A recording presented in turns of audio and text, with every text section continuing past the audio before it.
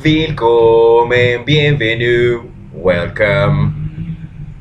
Fremder, étranger, stranger. Glücklich zu sehen, je suis enchanté. Happy to see you, bleibe, reste, stay. Wir sagen willkommen, bienvenue, welcome.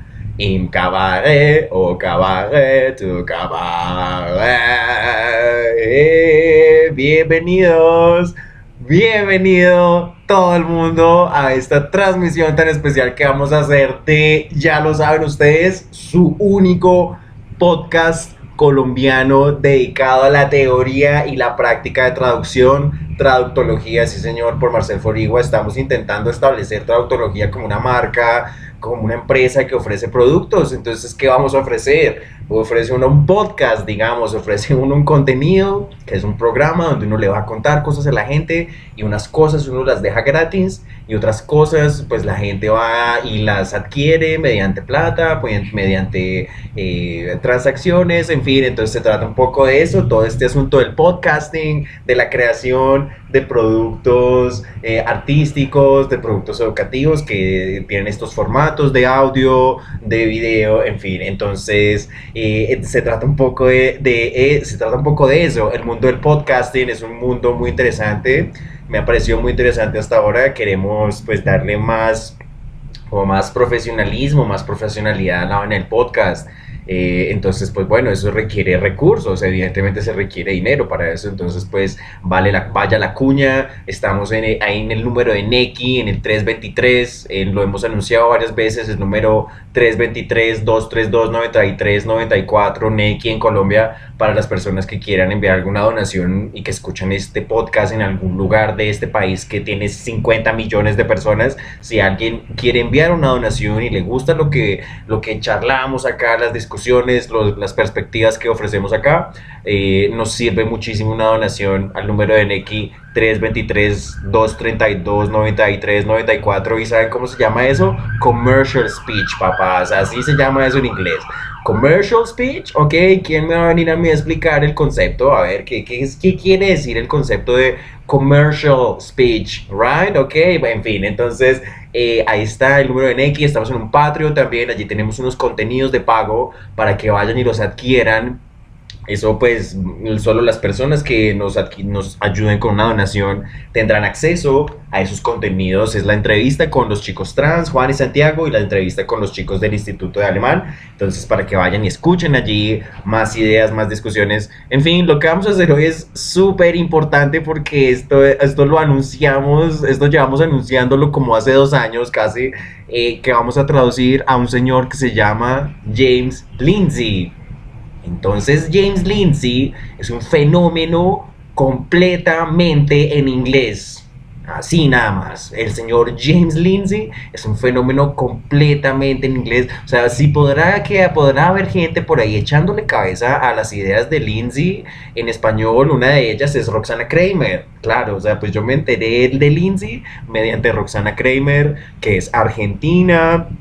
Por lo tanto, hablamos el mismo español de Latinoamérica. Entonces, mediante Kramer me enteré yo del señor James Lindsay y una cosa que se llamó pues el affair Socal en los estudios de género. Así se llamó eso, el caso Socal de los estudios de género. Pero entonces el que pueda entender eso lo entiende, es así. O sea, pues uno no se pone a explicar tampoco, porque la idea es que uno es que lee y es culto y uno se la pasa investigando cosas del mundo. Uno debería saber esas cosas. ¿Qué fue el caso Socal primero que todo? ¿Sí? El Sokol, ¿qué fue el primero? El caso Socal. Y segundo, ¿qué es el caso Socal en los estudios de género? Aquí en este podcast hemos hablado del caso Sokal. Aquí hemos hablado de Alan Sokal. Yo escribí sobre Alan Sokal en mi tesis el año pasado. Hice una cita de un discurso de Alan Sokal en inglés, porque Alan Sokal es americano, es estadounidense. Entonces Alan Sokal decía que había por lo menos 4 definiciones para la palabra ciencia. intentando hablar de la ciencia de la traducción, de una cosa que se llama traductología, ¿sí? La reflexión sobre la quinta habilidad del lenguaje y todo eso que yo ya les he hablado tanto. Entonces imagínense uno hablando de la ciencia, entonces Sokal diciendo que hay 4 definiciones para la palabra ciencia, hablamos de eso acá en el podcast.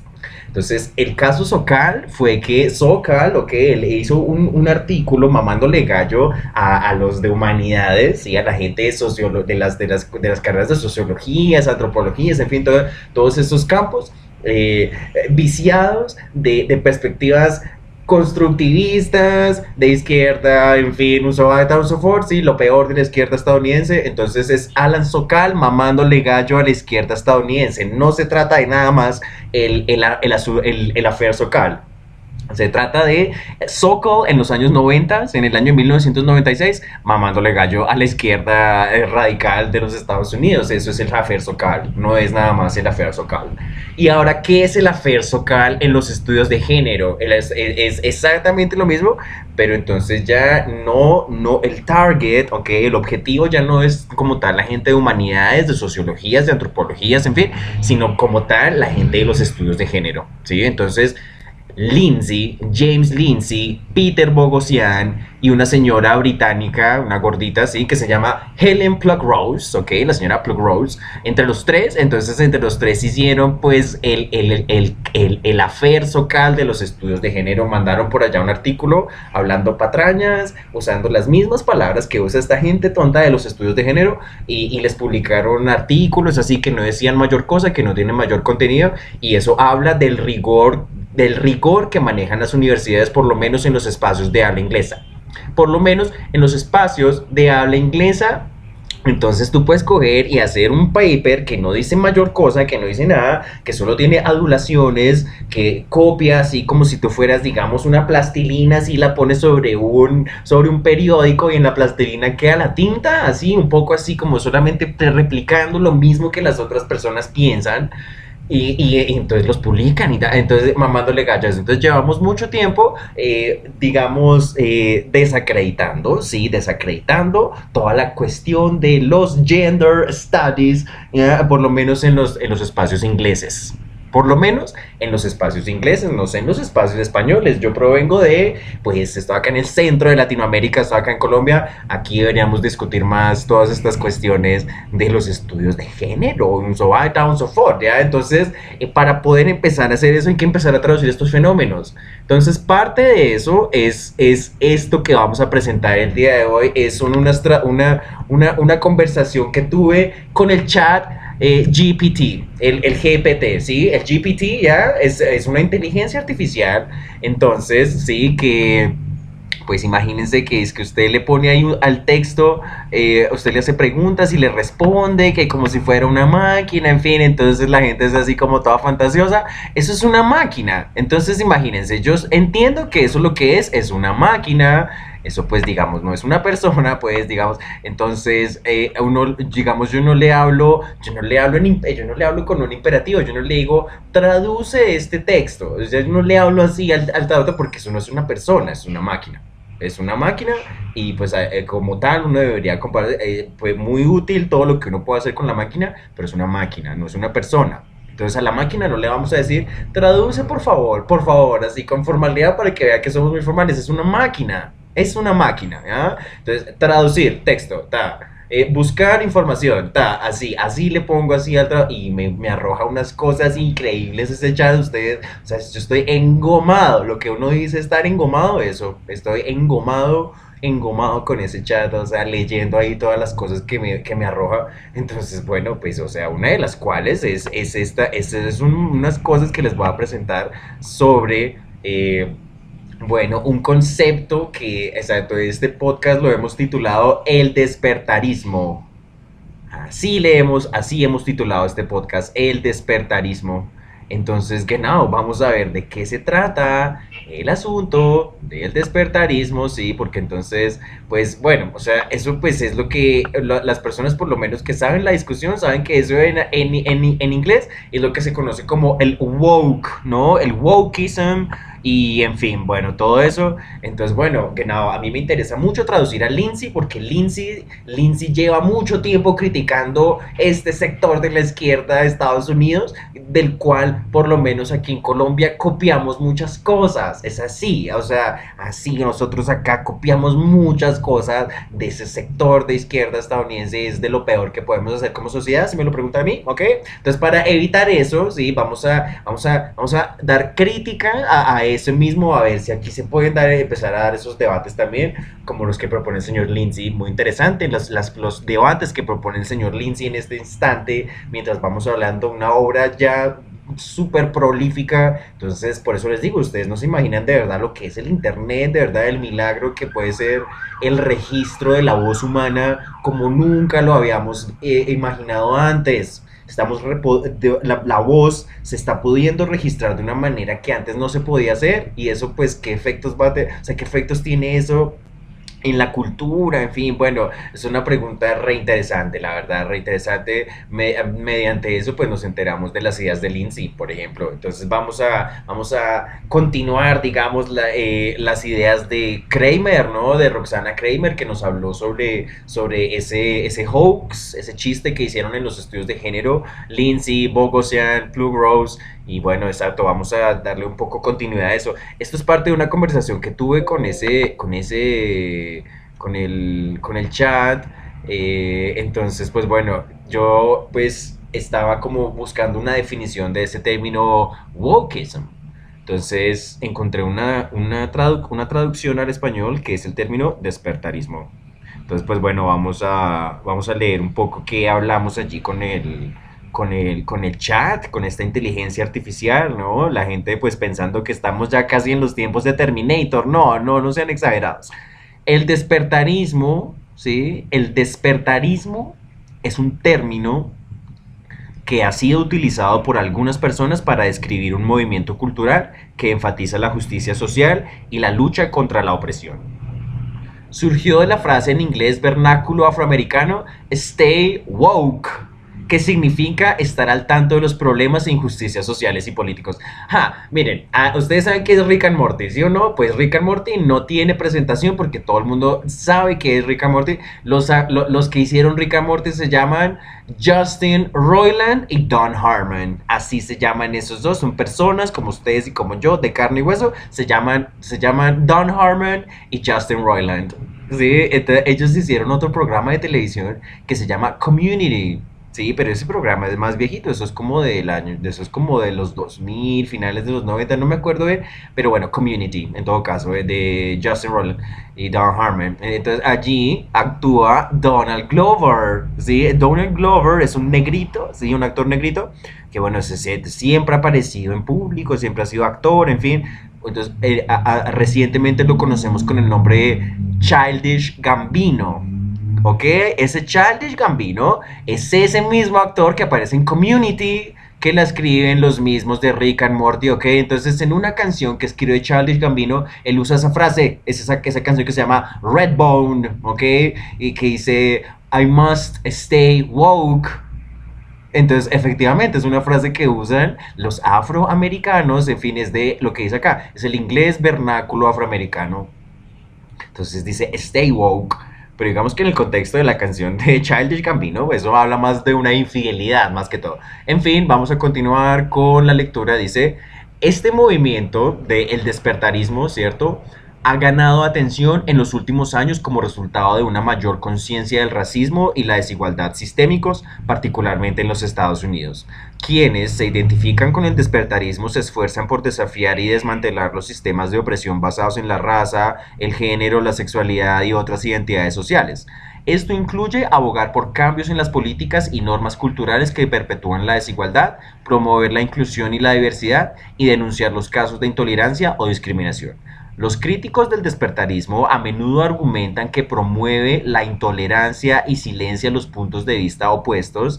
También pueden criticar el uso de términos como cancelar la cultura para describir el castigo percibido o el ostracismo de aquellos que no se ajustan a ciertas creencias de la justicia social. Cancelar la cultura cuando tenía Facebook, ok, me acuerdo mucho una vieja pidiendo que cancelaran a, no sé, o sea, cancelen a X, el que ustedes quieran, cancelen a Ta, ¿por qué no han cancelado a así? Ustedes han visto eso en Facebook, ¿no?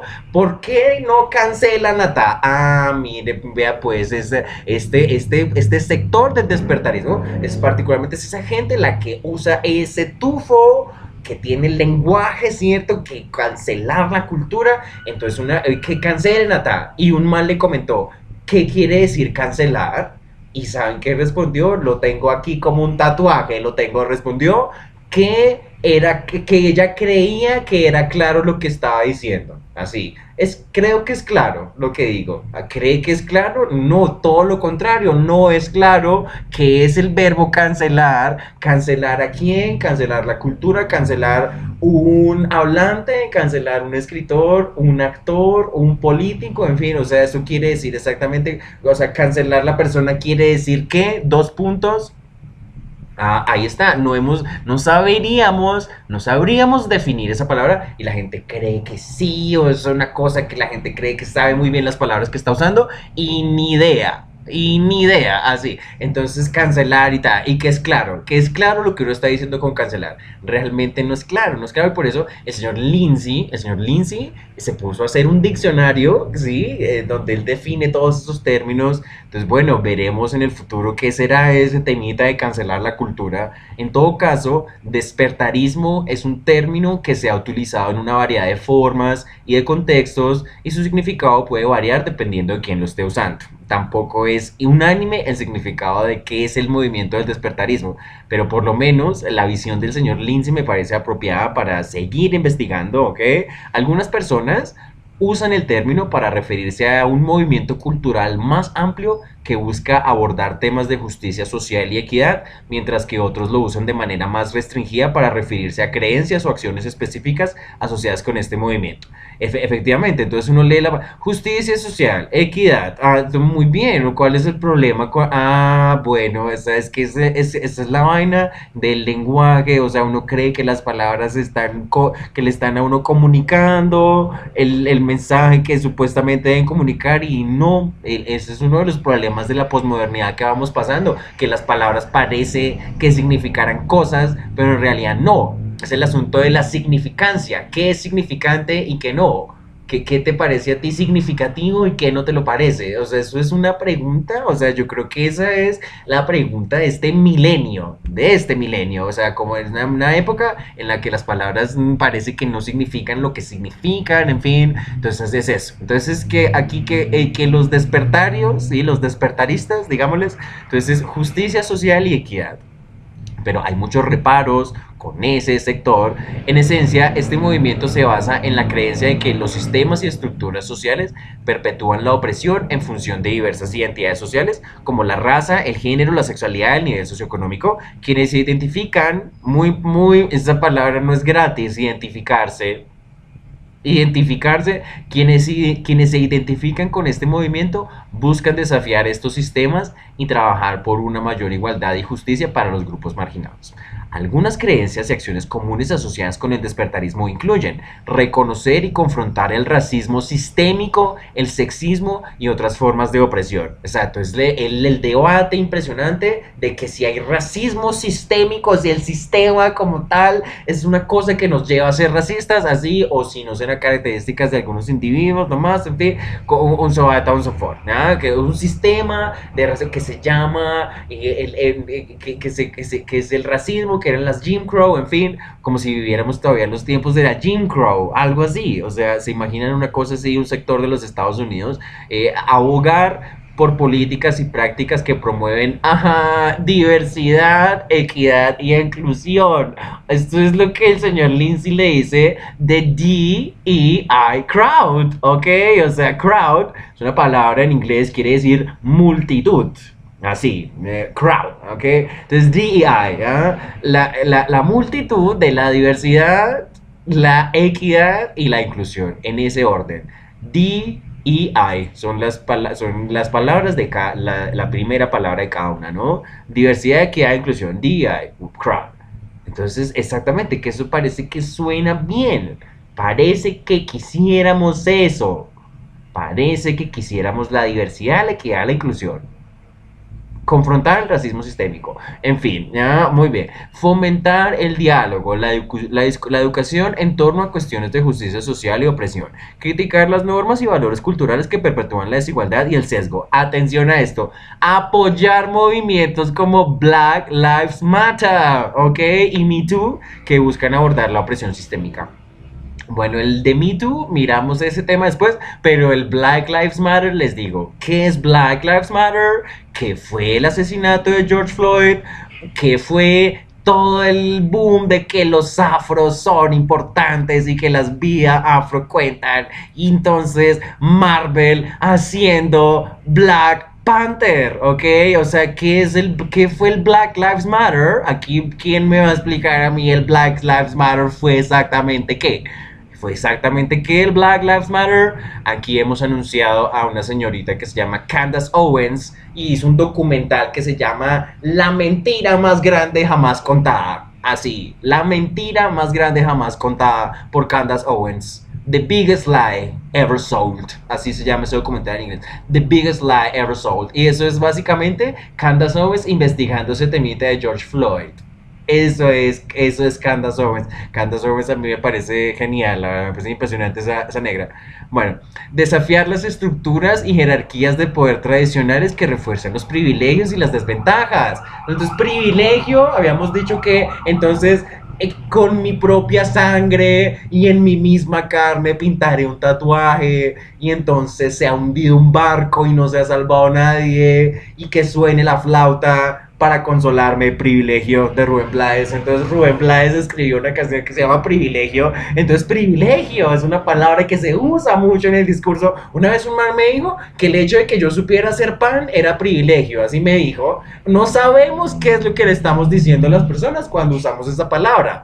Que hacer pan era privilegio, que saber hacer un pan era privilegio, una tontería, la gente no sabe qué es lo que no sabemos qué es lo que nos estamos diciendo entre nosotros, increíble, increíble. Utilizar un lenguaje y una terminología que sean inclusivos, respetuosos de las diversidades y o sea, es terminología que sea inclusiva, terminología que sea respetuosa. ¿Eso qué quiere decir el lenguaje inclusivo? Eso quiere decir la X. Uno recibe un correo de la Universidad Nacional donde dice Lex Estudiant así, o sea, y entonces uno cómo lee eso, uno cómo lee la X que está allí. Los hijos de la tierra. Póngale cuidado a eso. Cada vez que usted vea esa frase, los hijos de la tierra, póngale cuidado cómo escriben los hijos. Y si eso tiene X, eso es pura ideología y no tiene que ver con que uno está conectado con sus raíces y no tiene que, eso es una cosa ideologizada donde se quieren tirar ese lenguaje. ¿Y de qué se trata eso? ¿De qué se trata? ¿De qué se trata el asunto? Que el masculino genérico no incluye a todos y que eso es una muestra del patriarcado. ¿De qué se trata eso? ¿De qué se trata eso? Entonces, esas son las discusiones de James Lindsay, ¿no? Esas son las discusiones de James Lindsay de toda, mire, una perla, o sea, la perla es una cosa como que uno encuentra así que uno dice, wow, esto es muy valioso coleccionarlo y para mostrárselo a alguien así como en un momento mágico como este, un momento mágico como este en el que estamos grabando el episodio del podcast. Así que una perla de James Lindsay es la palabra herstory. Ay, no, esa me encantó a mí esa palabra, herstory. Clara, herstory, ¿sí? Entonces, herstory versus history. Claro, entonces history, porque entonces his es el posesivo de él en inglés, ¿cierto? Su casa de él, de él decimos his house, ¿cierto? Su casa de ella, her house. Entonces en vez de history, herstory. Entonces la herstory, la historia contada desde la perspectiva femenina. Ay, no, o sea, esos juegos de palabras son posmodernos que creen que todos son jueguitos así de palabras para impresionar. O sea, y uno, lo realmente, es que lo que pasa es que el ser humano realmente es impresionable a los juegos de palabras. A uno le impresiona eso mucho. O no le impresiona la rima, los poemas, y por eso el reggaetón es tan popular. O que el reggaetón es solo rima, solo palabras así, unas que riman con otras. Eso es. Y eso es una cosa que hace que eso sea muy, muy masivo, muy masivo, como en el momento la poesía de ese tipo era también muy reconocida, ya ha perdido valor. Usted pregúntele a un poeta, a un profesor de literatura, le va a decir que ese tipo de poesía que hace el reggaetón, eso ya está mandado a recoger en los círculos literarios. Es así, en los círculos literarios, esos poemas que son de rima y tal, eso ya está mandado a recoger, ya eso no se está discutiendo eso. Pero pues el reggaetón está en eso, pero pues claro, pues como el reggaetón no es de discusiones académicas, de mirar a ver cuál es el estado de cosas del mundo, sino está como en un mundo ahí de fantasía, una cosa ahí como de la isla del placer de Jordan Peterson. Eso es esa industria, la industria del millón de dólares, así le decía Shaggy, la industria del millón de dólares. Entonces esa industria del millón de dólares, también con sus jueguitos de palabras, en fin, o sea, el reggaetón también son políticas identitarias. A mí me da la impresión de que el reggaetón, sí, a mí me da la impresión de que el reggaetón también son políticas identitarias. Eso después lo vamos a mirar. Bueno, dice, los críticos del despertarismo a menudo argumentan que promueve la intolerancia y silencia los puntos de vista opuestos. Pueden verlo como una forma de corrección política o política de identidad que se centra demasiado en las identidades sociales y no lo suficiente en el mérito del logro individual. Exacto, es eso. El despertarismo es la corrección política. Es la corrección política, es el identity politics, son las políticas identitarias. Un Zoata, un Sofor se centra más en la identidad de grupo que en las cosas que individualmente estamos haciendo. Es así, aquí no hay responsabilidad individual.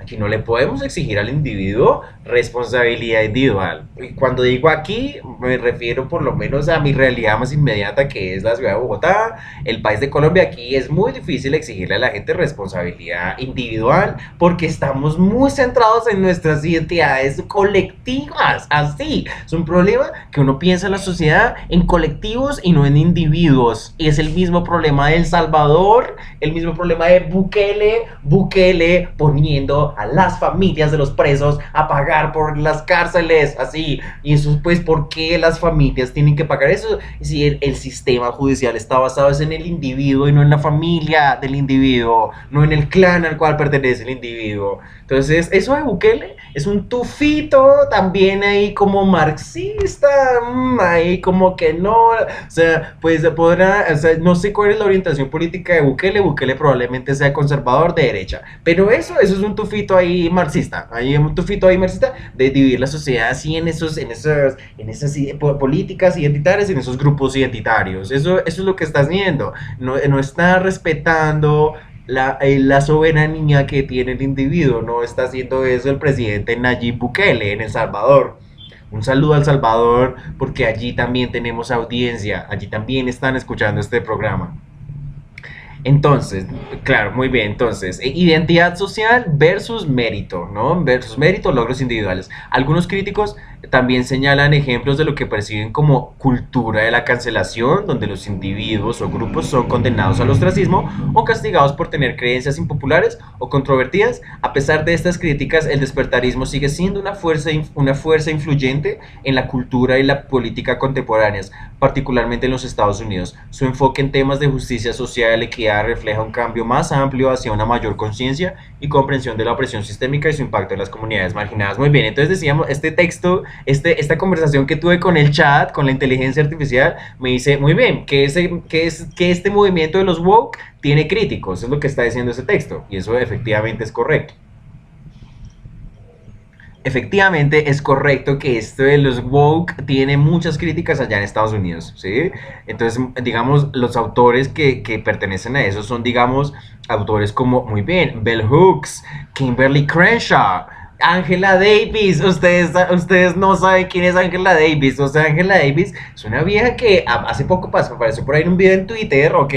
en donde le mostraron que ella descendía de esclavistas, de dueños de esclavos allá en Estados Unidos, y ella está pues obviamente del lado de los black, ¿no? De los negros, y que ella es descendiente de esclavos y que está pidiendo reparaciones para la comunidad negra, pero en realidad se hizo un estudio de los que venían en el Mayflower, en el barco del Mayflower, ¿no? Que llega al este del bloque continental que es los Estados Unidos. Allí vienen los peregrinos huyendo de las guerras religiosas. Eso es el Mayflower. Ahí venían los ancestros de Angela Davis.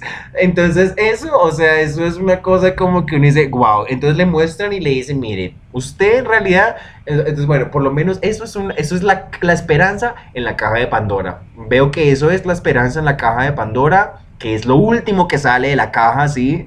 De la caja de Pandora salen catástrofes y calamidades, y lo último que sale es la esperanza. Lo último que sale de la caja de Pandora es la esperanza. Entonces la caja de la esperanza es ese momento en el que le muestran a Angela Davis que ella desciende del Mayflower. Así, eso quiere decir que ese movimiento se empieza a desmoronar. Es así, se empiezan a desmoronar todas estas narrativas de los woke, porque eso finalmente es narrativa, es narración, es relato. Está muy bien entendida la posmodernidad en la medida en la que los posmodernos entienden que todo es un relato, y eso es verdad. O sea, nosotros entendemos el mundo mediante relatos, pero no todos los relatos son válidos.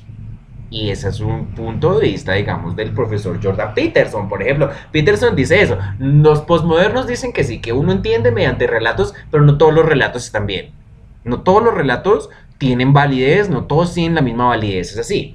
Los posmodernos dicen que sí, que cualquier relato vale, y entonces por eso no hay acuerdo en qué es la verdad, y entonces la verdad es lo que tú digas que es la verdad y lo que a mí me parezca que es la verdad, y la verdad de mi mamá, la verdad de mi papá, la verdad de mi abuelita, así. Entonces las personas así. Muy bien, entonces eso es Angela Davis. Angela Davis, que le muestran que ella desciende de esclavistas del Mayflower. Wow, eso es lo woke, eso es lo woke. La siguiente woke es Kimberly Crenshaw.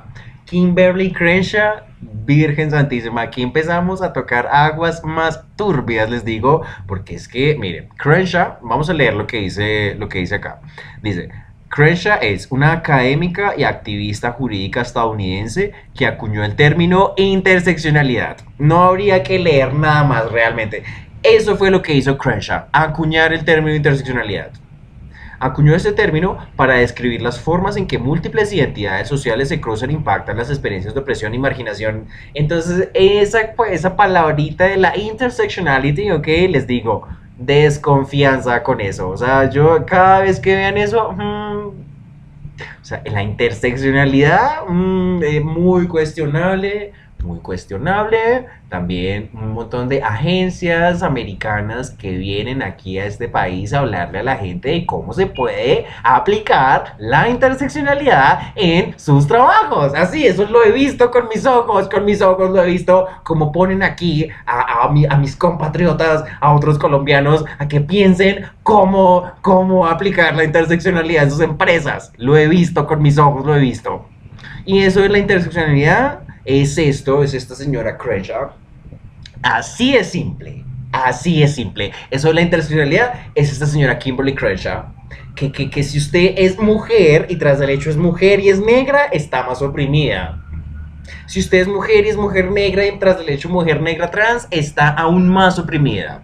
Si usted es mujer negra y tras del hecho trans y tras del hecho ciega, está aún más oprimida y más marginada. Si tras de esas cuatro es tras del hecho colombiana, más marginada es usted aún.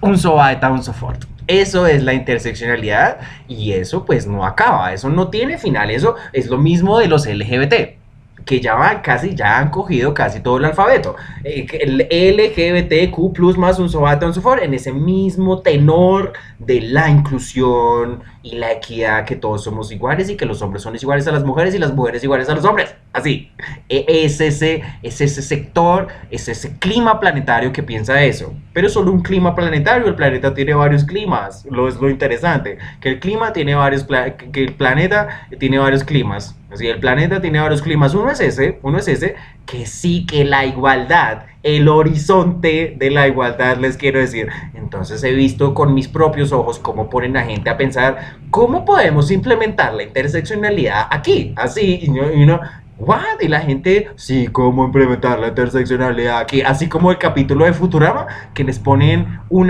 que les ponen así, como una babosa que les chupa el cerebro, es una cosa un poco así, les quiero decir.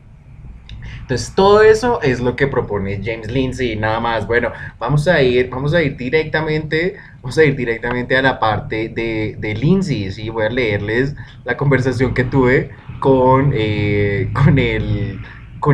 la inteligencia artificial, con el chat GPT, recomendado, háganlo, vayan y jueguen con el GPT, interactúen con esa inteligencia, porque exacto, eso de todas maneras es una cosa beta, eso de todas maneras es una primera versión de eso, no es que sea pues ya la última pues, no, eso lo tienen que seguir mejorando, pero bueno, no, muy interesante el chat GPT, se hacen básicamente los episodios solos, o sea, se hacen solos los episodios básicamente. Entonces, pues bueno, entonces vamos a leer a ver entonces lo que vimos de Lindsay, ¿eh? Dice, James Lindsay, ¿sí?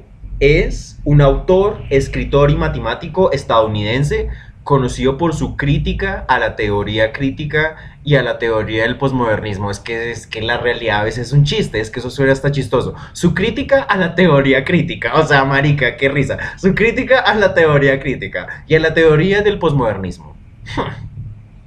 Es el coautor de Cynical Theories, How Activist Scholarship Made Everything About Race, Gender and Identity, and Why This Harms Everybody. Teorías cínicas, como la erudición activista hizo que todo fuera sobre raza, género e identidad, y por qué esto daña a todos. Un libro que analiza las raíces intelectuales de la justicia social y la cultura de la cancelación. Exacto, es Lindsay poniéndose a pensar en ese temita, muy bien. En lo que respecta a la historia de la interseccionalidad, Crenshaw, ¿sí? Y las empresas que ponen aquí a pensar a la gente cómo aplicar la interseccionalidad, muy bien. En lo que respecta a la historia de la interseccionalidad, Lindsay ha criticado el concepto y su uso en el discurso político actual. En su opinión, la interseccionalidad se ha convertido en una ideología que divide a las personas en diferentes grupos según su raza, género, orientación sexual, otros factores de identidad, en lugar de promover la unidad y la igualdad de oportunidades. Según Lindsay, la idea de la interseccionalidad se originó en la década de 1970 en la teoría feminista como una forma de analizar las múltiples formas en que las mujeres enfrentan la discriminación y la opresión. Sin embargo, el concepto fue adoptado por otras corrientes políticas como el movimiento Black Lives Matter, que lo utilizó para denunciar la opresión que sufren las personas negras en los Estados Unidos.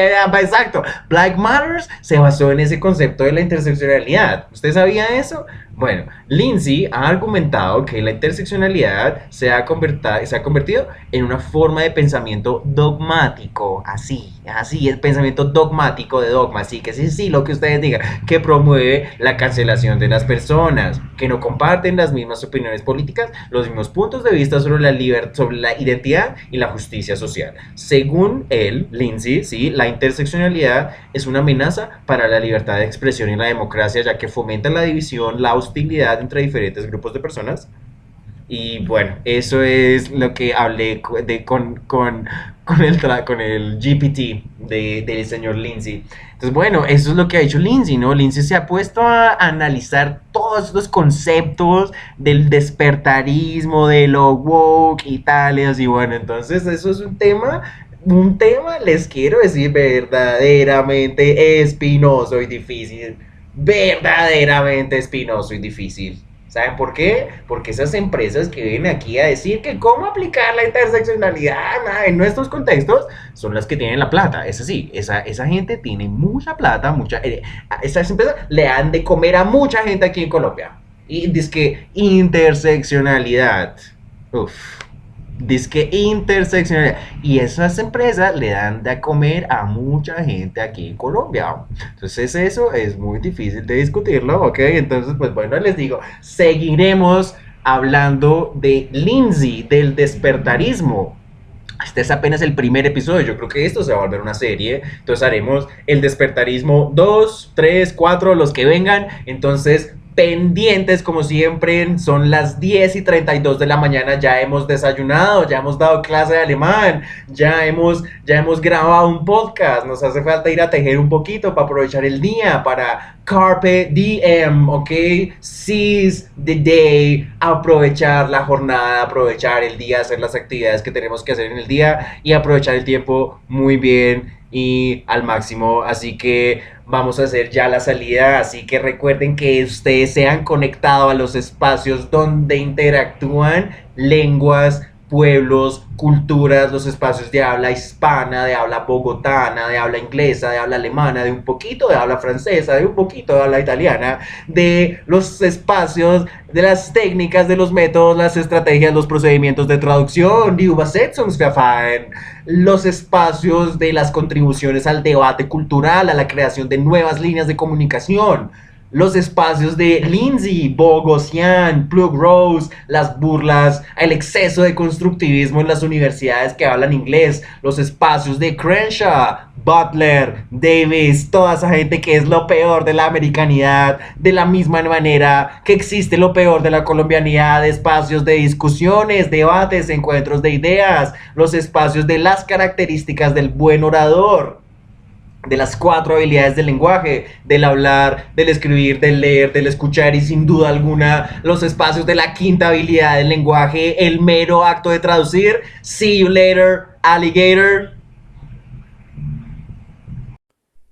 Si te encuentras en Colombia, puedes enviar una donación al número de Nequi 323-232-9394. Repito, si estás en Colombia y estás escuchando Traductología, el único podcast sobre teoría y práctica de traducción, te quedamos infinitamente agradecidos por cualquier aporte, cualquier donación. Si estás en Colombia, puedes enviarme una donación al número 323-232-9394.